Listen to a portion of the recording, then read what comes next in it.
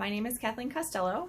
Some of you may remember me from last year if you guys were at the Southern Oboe Intensive last summer. I'm not an oboist, I'm a clarinetist.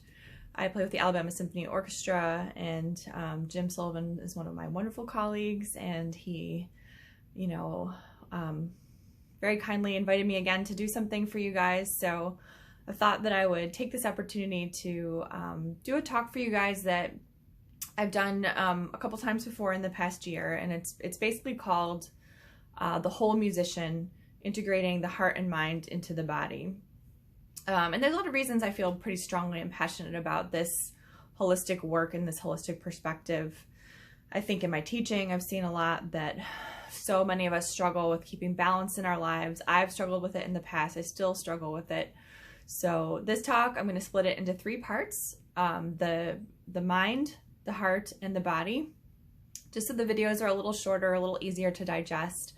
And then we will together, I will pick a date, and we can have a discussion all together sometime in the future. Give you guys some time to digest what you've picked up in the last week, or as this week has gone by for you. And for those of you that are going back to school, I think it could be a really great thing to talk about some of these issues as you get back into that routine of school. And we can check in and talk about ways we can improve, ways we can just really think about how we can make these things work for all of us.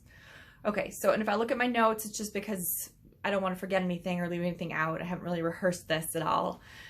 So I'm just gonna do my best to give you guys, give this whole talk in three parts. So part one is the mind. I think this is a good place to start because, often we think about the way that we grew up, and if there's one part that we have that's out of balance, often it's that the mind is very dominant. And I think there are several reasons for this. A lot of them are probably cultural, the way that we were taught.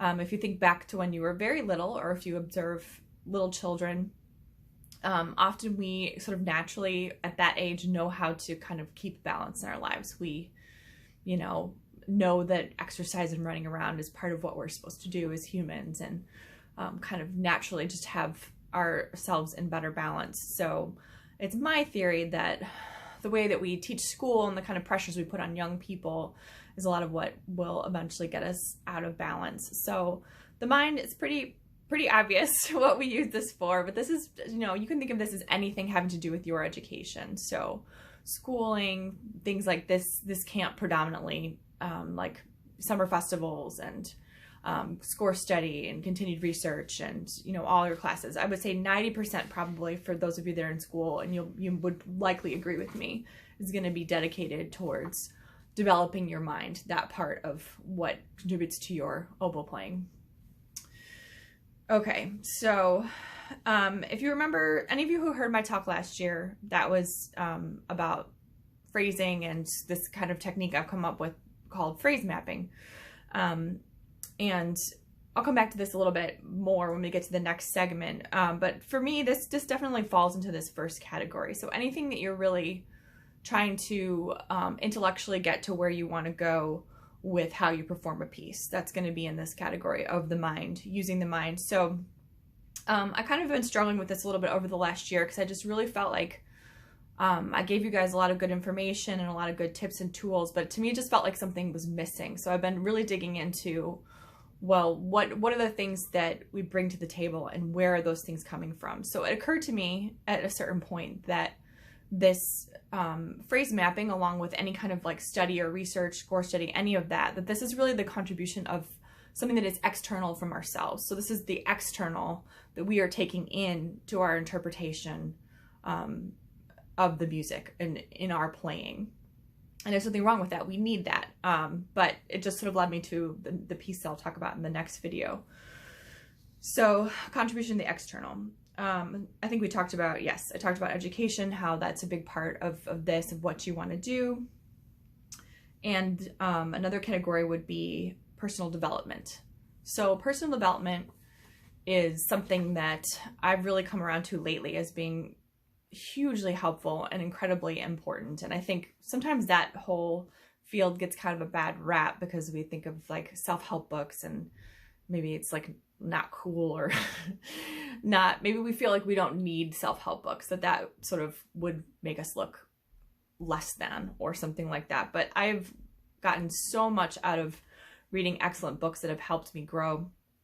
And I would just highly recommend starting now, whatever stage you're at, whatever age you're at. There are books that are appropriate and great for you, which will help you think about things outside of music, not just musical things. And these will ultimately then contribute to your musical life as well. And in the discussion portion, if you guys want recommendations for books that I think that could be great for you in particular to read right now, I'd be happy to do that, to throw some resources out there.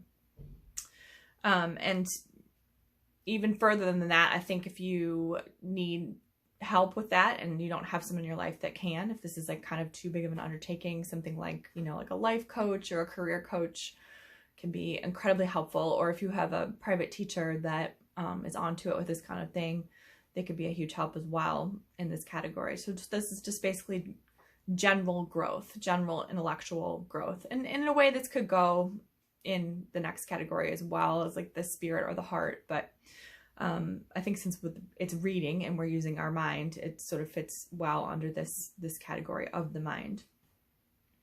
Okay, so that leads me to the third category here, which is mental health.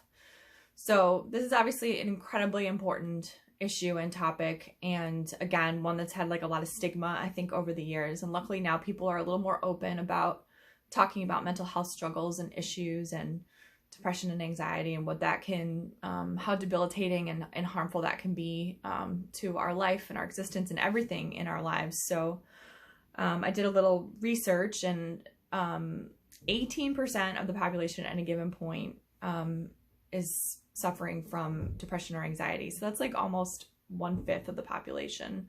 And I think it's probably larger than that if you count people who have maybe gone through a bad patch at some other stage in their life. There's situational depression and anxiety, and then there's sort of more permanent depression and anxiety, which can stick with people their whole lives, and they can kind of fight those demons.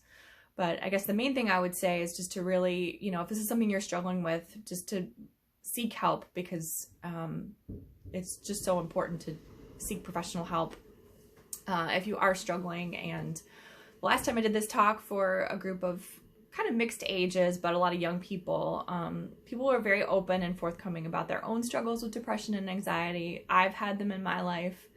I've sought counseling for that, and it's helped me immensely. So please just don't be afraid to speak up or ask for help. And I think in this time of, you know, dealing with this pandemic, which has been so stressful for so many of us in so many ways, a lot of people are experiencing flare-ups or maybe experiencing anxiety or depression for the first time with all the uncertainty that's out there. So just first of all, know that you're not alone.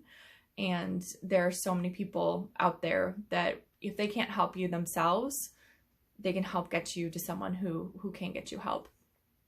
Okay, so I think that about wraps it up for this first segment.